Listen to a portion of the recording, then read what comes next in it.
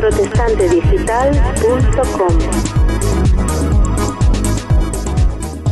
En Génesis iniciamos una nueva edición y damos la bienvenida a Shai Samer. Bien hallado, Shai. Muchas gracias, bien hallados vosotros, gracias en este mes tan especial.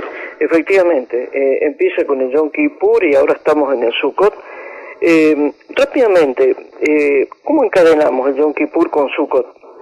Bueno, Sukkot se trata de la tercera y última de las conmemoraciones o celebraciones de peregrinaje. Estas se celebran entre el 15 y el 21 del mes de Tishrei, el séptimo mes, que es este mes que estamos ahora.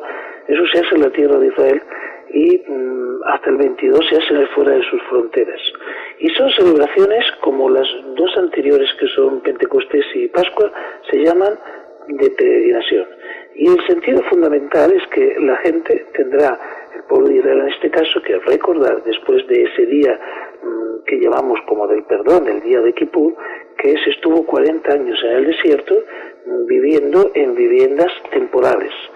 Antes de entrar en el tema, que es el tema temporal, que es Sukkot, en todo Levítico 23, desde el 23 en adelante, 23, y también en Deuteronomio, para citar también 16, del 13 al 13 y 14, hacen alusión a celebraciones del séptimo mes y fundamentalmente a esta última, que es Sukkot. Sukkot o tabernáculo o skenos en griego, y tiene una gran relación con la venida del Señor cuando dice el verbo se hizo carne y vino a habitar entre nosotros o en nosotros. Ese habitáculo, ese skenos, es lo referente a Sukkot en su paralelo en hebreo, que es la lengua, en este caso, central y original de todos estos conceptos. Sukkot va más allá de un mero recuerdo. No es cuestión de acordarse, sino de celebrar con regocijo el hecho de que Dios sigue protegiendo a su pueblo hasta el día de hoy. Es una confianza en la protección divina. El día del perdón, llamado así el Yom Kippur, la palabra Kippur tiene que ver con la palabra propiciación, lo cual así es llamado nuestro Señor. La propiciación es una conmemoración muy especial. No solamente significa expiar el pecado, sino que la única manera de unificar el ser con el otro ser y estos seres con el Creador es a través del proceso de expiación. Y el proceso de expiación siempre seguirá existiendo en todas las personas cuando existe también la posibilidad de pecar. Y si bien transgresiones son borradas, en cuanto una persona acepta la expiación a través del Mesías y de su sangre, la capacidad del hombre de seguir pecando continúa en distintos niveles de su conducta diaria y de toda su vida. Por lo tanto, hay que tener cierta expiación, por decirlo así, constante, y atención, como dice el Padre Nuestro, mas no me dejes caer en tentación y líbrame del mal. Amén. Significa de que esa petición es a lo que estamos expuestos constantemente. Y por lo tanto, el pecado es algo que se renueva en la vida, y si bien no hay que renovar la expiación como concepto, hay que renovarlo en la conducta del hombre, que siempre está cambiando. Es el hombre el que tiene dudosas y sinuosos caminos frente al Señor. Eso lo vemos a lo largo de la Biblia con grandes y profundos y gigantes de la fe. Así que, sin entrar en un tema teológico, la expiación es algo que ayuda al hombre a reunificarse con Dios. Y por eso hay un alto en el camino, en la Biblia, en ese séptimo mes que va desde la salida de la luna, en el primer día, con el toque de las trompetas, y a los 10 días del mismo, después de una reflexión, se llega a la unificación. Esto es muy importante, tal vez, tenerlo en cuenta con las palabras del Mesías, en un momento en que le expresa al Padre: Padre, que sean uno conmigo, como yo soy uno contigo.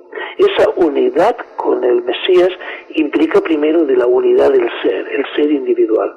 El ser individual puede estar en un momento de fe, pero muy disperso en su interior. El ser individual puede estar partido por vidas o vicisitudes de la vida que no logra unir a través de su relación ahora, a través del Consolador, del Espíritu Santo, y es como un corazón partido que no ha podido ser unificado. Por lo tanto, es muy importante que a través de un proceso expiatorio profundo la persona pueda unificar los distintos aspectos de su vida en donde Dios siempre estuvo presente, a pesar que lo único que recordamos vagamente son vidas de vacíos y vidas de perdición. Muchas veces debemos comprender de que Dios estuvo presente en cada paso y en cada momento. En el momento en que nosotros reunificamos nuestro ser en un acto de fe reconociendo a nuestro Señor y Salvador, también se pueden reunificar en nuestra vida paulatinamente todas las memorias en donde Dios estuvo presente en nuestro ser. Ese ser, el ser uno, es el que puede ser uno con el Padre. Y ese proceso no se hace tan rápido. Muchas personas dicen, sí, yo desde que me he convertido, alegan, desde que me he convertido, sinceramente, soy una nueva criatura. La nueva criatura no es tal fecha y tal hora en donde dije, en algún lugar, en un bautismo o en un lugar, me convierto, sino que todo mi ser, al unísono, comienza a unirse. De esos repartición de pedazos, de esos estragos que tuve en mi vida, comienzan a unirse con la presencia de Dios en mi historia. Es indudable de que Dios elige al hombre para llevarlo a un encuentro, pero su presencia en nuestra vida tiene historia. Esa historia hay que descubrirla, antes que me hagas la pregunta, y ese descubrimiento, que muchas veces causa dolor, es la unificación del ser. Sin la unificación del ser en el proceso expiatorio, no hay unidad con el Mesías, y menos con el prójimo. Por eso, el día de Yom Kippur no es que me presento, los judíos se presentan en una sinagoga y dicen, perdóname por esto, perdóname por el otro. Es un proceso de la reunificación del ser que vive bastante disperso en humanidades, filosofías, acondicionamientos, religiosidades y falta de sensibilidad por una rutina. El ser se dispersa y comienza a compartir una mínima parte a veces de su interior con el Creador. Bueno, entonces esto sería lo que estabas hablando del Yom Kippur. Esta sería la segunda de las festividades relacionadas con el peregrinaje, y con la tercera nos vamos al Sukkot. No, el Yom Kippur no es de peregrinaje, es la preparación para la gran fiesta, ya que al entrar en el tabernáculo estamos entrando en una fiesta profética porque Zacarías 14:16 nos indica que se celebrará en un futuro, en un día por venir, donde se alabará al gran rey con amenaza y advertencia de que quien no lo haga será severamente castigado con plagas. Ese alegato del profeta Zacarías indica indudablemente de que de todas las fiestas es la única que perdurará con la connotación de adoración a la revelación del Mesías. Esto es muy importante porque sin Yom Kippur no se puede entrar en Sukkot, no se puede entrar en una cabaña, no se puede entrar en el esquenos. El ser tiene que estar unificado, debe tener una relación expiatoria con Dios actualizada y debe tener una relación expiatoria con su prójimo actualizada. Y esas relaciones expiatorias permiten la reunificación individual y colectiva. Por eso no se puede entrar a un tabernáculo sin pasar por los procesos, tal vez como está en la Biblia, un despertar de la dispersión, la trompeta, primer día del séptimo mes, una reflexión expiatoria, 10º día del séptimo mes, y una congregación de los dispersos, 15º día del séptimo mes. Y después de eso, ¿qué hay? Pues ya no hay más nada. Luego que esto se produzca en el plano espiritual, profético, en aquel día que vendrá, como dice Zacarías, pues ya no habrá más que un paso a la eternidad. Ese es el plan de Dios, dado como un espejo oscuro, por llamarlo así, en un reflejo de lo que vendrá. Por supuesto que la guía del Mesías, Yeshua, Jesús, es cómo llevarnos a través de esos tres procesos, no para que hagamos infracción de los mismos, sino para que fortifiquemos el despertar, la trompeta, para que fortifiquemos el proceso expiatorio, o la tibieza del creyente, que es muy peligrosa, porque a través de la tibieza podemos ser expulsados, más vale ser frío o caliente. El trompetazo es una oportunidad al despertar, la expiación es una actualización de mi relación con Dios y mi unificación en cuanto a mi ser interno, y tabernáculos es finalmente amarás a Dios con todo tu corazón y amarás al prójimo como a ti mismo, siempre que seas un ser unificado. Podríamos decir entonces, Shai, que los que tenemos el privilegio de haber conocido al Señor, al Señor Jesús, debemos darle el trompetazo a los herederos de las promesas de Abraham. Bueno, sí, Dios es un Dios de orden. Como sabe que el hombre es independiente, indiferente, muchas veces innovador y sabe improvisar, en la palabra de Dios, en la Torá, hay tiempos de congregación, santa convocación al son de la trompeta, santa convocación afligiréis vuestra alma, santa convocación ninguna obra haréis. ¿Por qué hay tiempos de referencia? Porque el hombre, en su libre accionar, muchas veces deja de lado prioridades. Por eso la Biblia llama y convoca a que cada tanto las prioridades sean de lo individual a lo colectivo. Eso es muy importante porque son secuencias bíblicas que reflejan un acto por venir, como ya lo acabo de nombrar, es una referencia a un tiempo profético. Y entonces, como dice el mismo profeta Joel, capítulo 2, tocar trompetas en Sión para convocar asambleas, o como dice el mismo profeta Zacarías, en aquel tiempo moraré en medio de Jerusalén, y el monte de santidad y Jerusalén serán llamadas ciudad de la verdad. Es decir, tiene que haber un direccionamiento que al alzar los ojos hacia el lugar correcto, esperando lo que vendrá que fue anunciado, y estando en constante alerta, el hombre practique esas secuencias, esté atento de no colocar costumbres de hombres ni culturales, sino que se refiera siempre como mínimo a las secuencias bíblicas.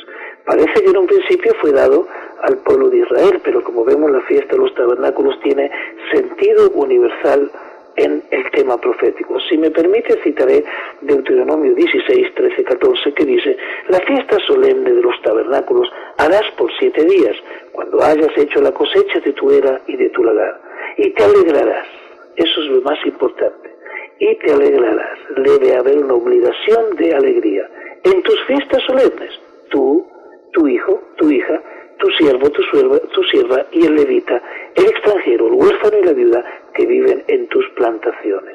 Significa que es un día donde la abolición de toda diferencia social frente al gozo en una santa celebración. Se une entonces en donde el hombre aplica ese día un reflejo de lo eterno, donde no habrá acepción de personas. Debe el hombre vencer las barreras sociales y practicarlo, cuanto más y mejor, pero por lo menos, bíblicamente hablando, en su tiempo de referencia. Sí, a propósito de todo lo que de todo lo que estás comentando, surge una reflexión y podría sintetizarse en esto.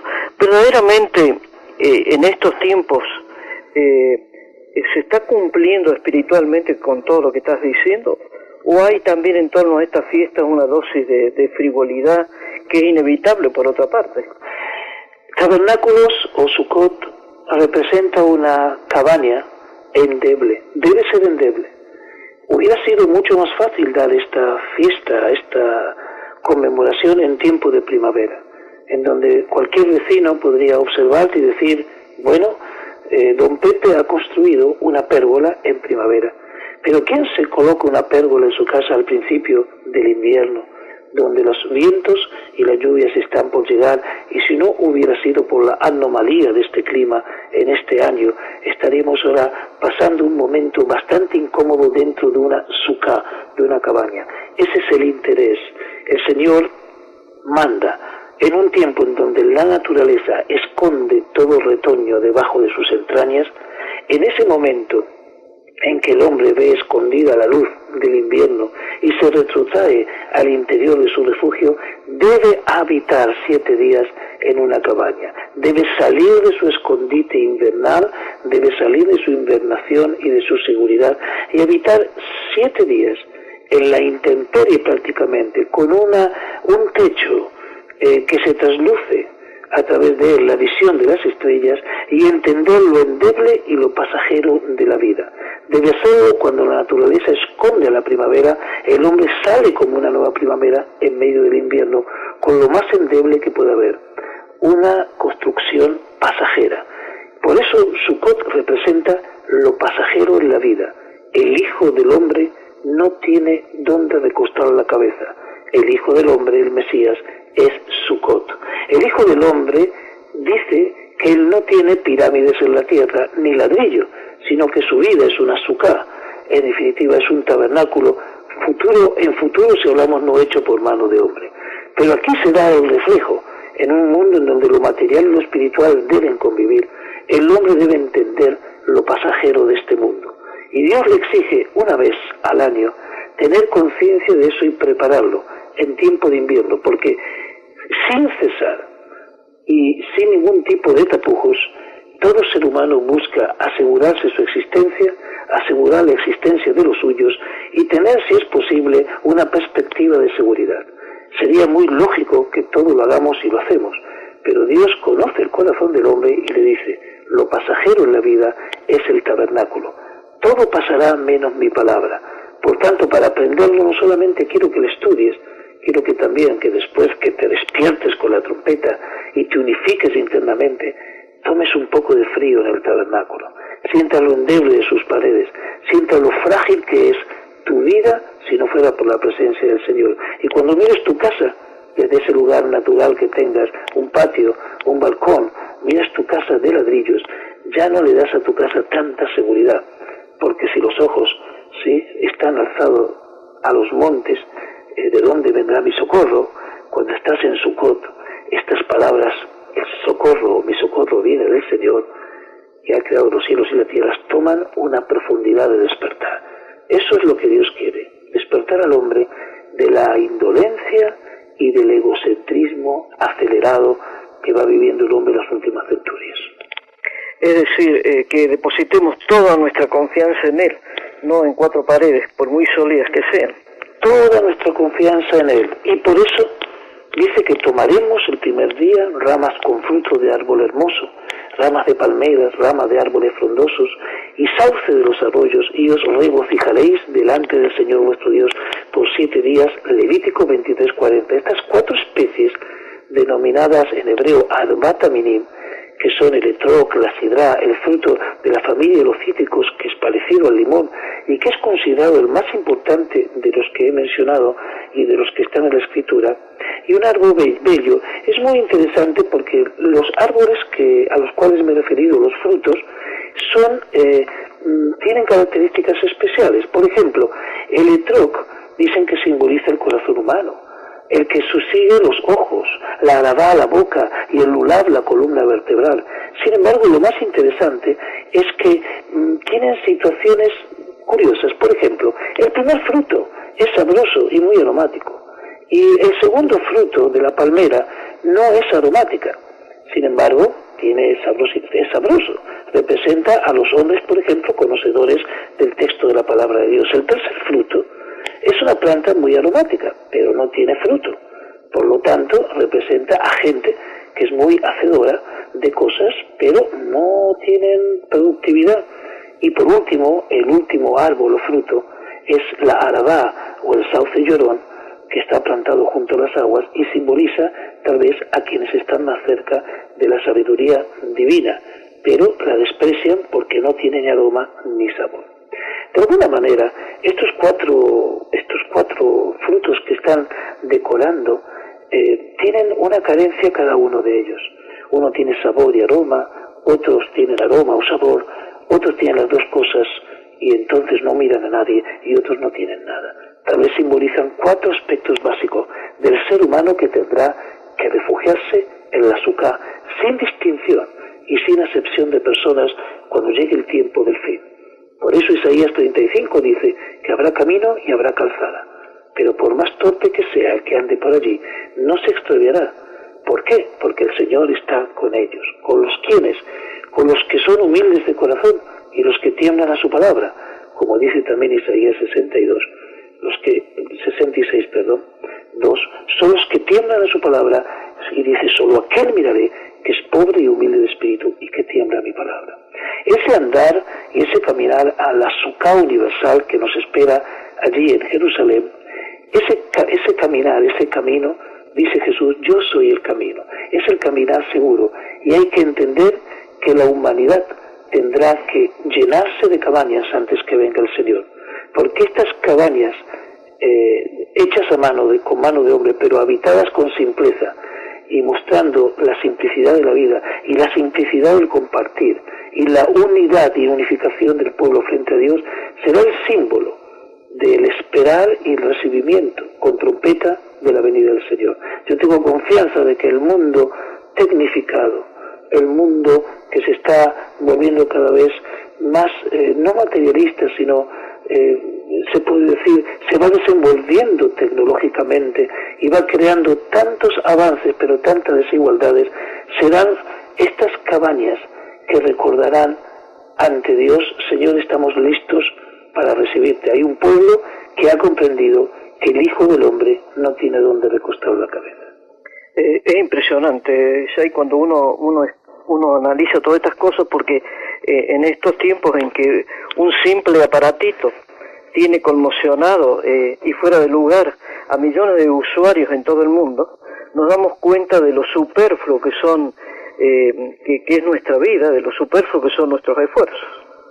En este tiempo en donde no se puede tener un cargo distintivo en el mundo eclesial si no has formalizado estudios, los cuales te aseguran, más allá del llamado, un lugar dentro del aparato administrativo, en este mundo donde quien no sabe filosofía y lenguas a veces no puede llevar una palabra de aliento porque no es representativo, en este mundo donde el intelecto del hombre y la palabra se han entremezclado de tal manera que parece que fueron hechos el uno para el otro, es la simplicidad, la humildad y la unidad de los campamentos, según Efesios 2:14 en adelante, lo que te da realmente una revolución en este mundo. Y para que esas barreras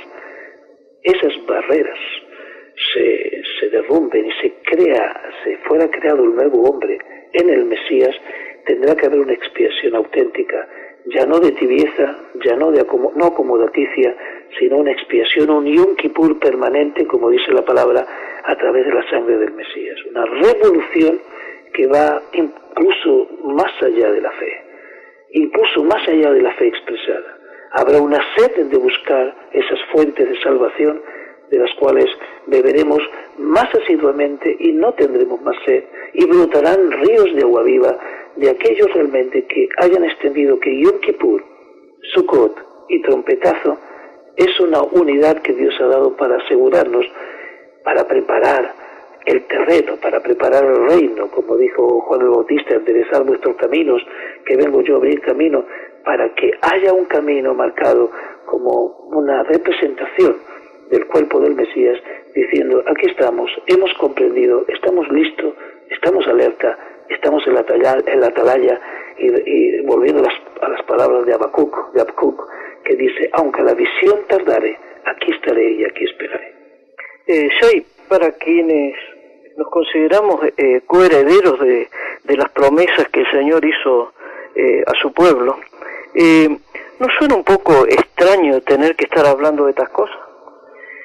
Bueno, de los rudimentos de la fe siempre parece extraño estar hablando, pero si el Señor diseñó la trompeta y el shofar, y el Señor creó una luna que saldrá el primer día del séptimo mes al son de la trompeta para recordar estas cosas, el Señor estableció también que puede existir este problema y da los elementos para menguarlos, solucionarlos o encauzarlos. El problema no está, pienso, y es mi humilde parecer, el problema no está en que existe el problema, sino en rehusarse las herramientas dadas para encauzarlo nuevamente. Esas herramientas requieren una mayor calificación de ciertos textos, una forma de escudriñar sin prejuicios la palabra, no asomarse a la fe, hacerlo de forma de una denominación. No se puede avanzar a nivel de denominación en los temas de la fe. Hay que empezar a ver con más amplitud la profundidad y las raíces de la Escritura, las cuales mantendrán el árbol de la vida, y los frutos que estén pegados a él lo mantendrán muy fuerte ante cualquier huracán. No hay que tener miedo. El problema no está en el error, sino en rechazar la herramienta dada desde un principio, simplificarla o hacerla simplista y no gozarnos de los beneficios. El problema lo ha creado tal vez el concepto teológico de la Escritura, porque la Biblia no hace teología, teología hace el hombre. Y por tanto debemos ir en una forma más abierta a buscar la potencia y el desenvolvimiento de estas herramientas que son dadas al hombre en lo individual para que lo colectivo también pueda gozarse de esta bendición. Sí, es triste tener que hablar siempre de volver a empezar, pero parece que Dios contempló esta posibilidad y nos dio recursos maravillosos.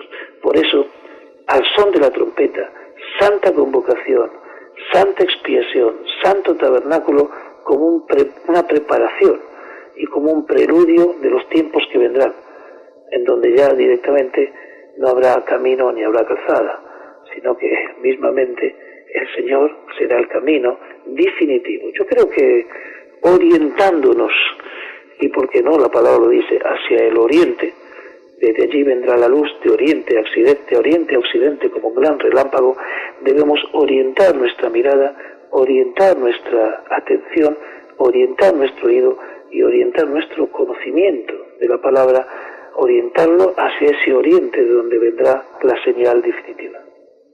Gracias. Hoy nos vamos a tomar un tiempo para reflexionar acerca de todo lo que hemos escuchado. Gracias por estar en Génesis, Shai Shemer, y hasta la próxima. Dios nos guarde, hasta la próxima. protestantedigital.com.